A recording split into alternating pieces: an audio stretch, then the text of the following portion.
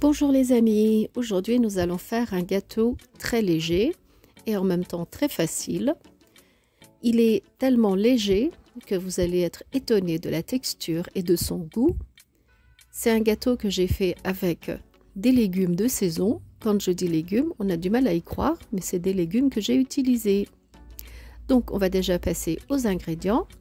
Il nous faudra 1 kg de fromage blanc, il nous faudra 4 œufs, 100 ml de lait, 100 ml d'huile, 200 g de sucre, 2 sachets de pudding et un sachet de sucre vanille.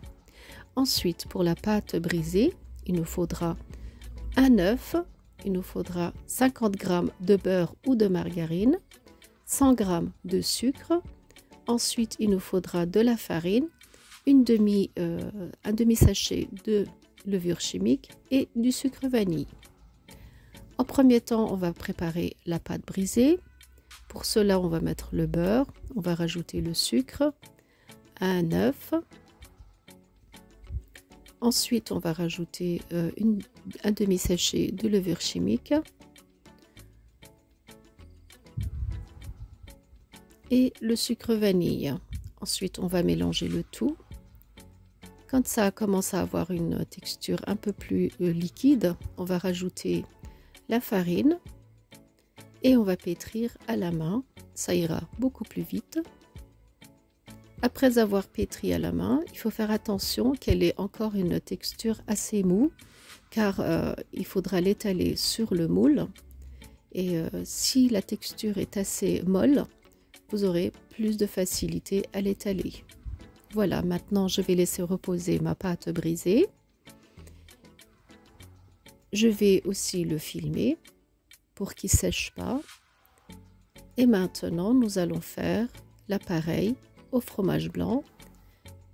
Je vais mixer d'abord les 4 œufs avec le sucre et le sucre vanille. Et je vais mixer jusqu'à ce que ce soit un mélange bien mousseux, un mélange bien blanchi.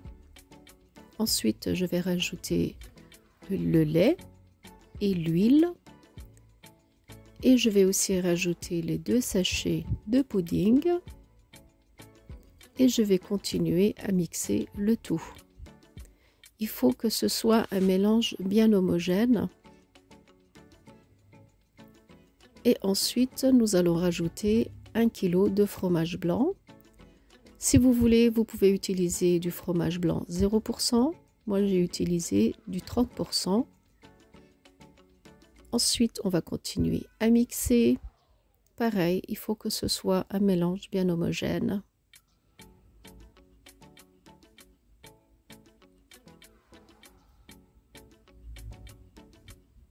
Ensuite, après avoir terminé de mélanger, on va prendre la pâte brisée et on va l'étaler sur notre moule. Si votre pâte est assez mou, vous aurez très facile à l'étaler, comme vous voyez.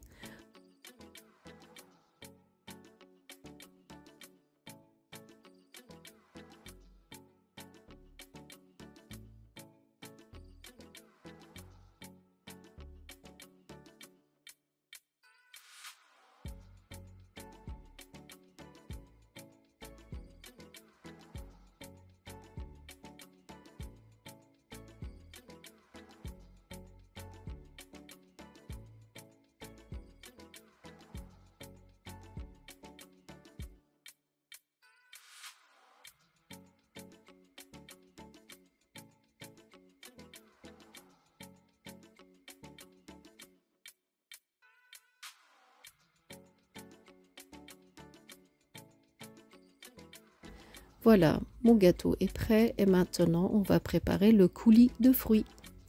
Mais ce n'est pas un fruit que l'on va faire, mais avec un légume. Moi j'avais des potirons, j'avais préparé une compote de potirons, j'avais coupé des petits morceaux, j'ai mis du sucre et une cannelle.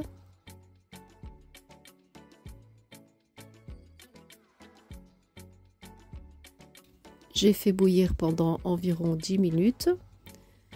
Pour obtenir à la fin un genre de compote de potiron.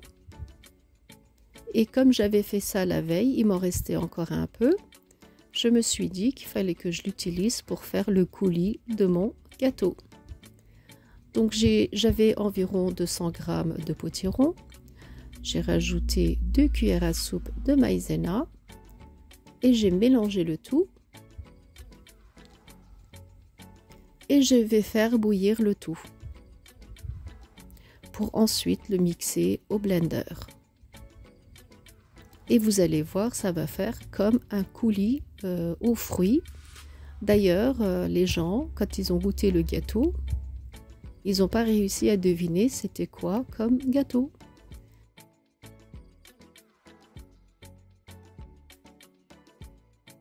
Donc c'était vraiment une surprise. Après avoir laissé refroidir un peu la purée de potiron, je l'ai versée sur mon gâteau. Je l'ai étalé correctement.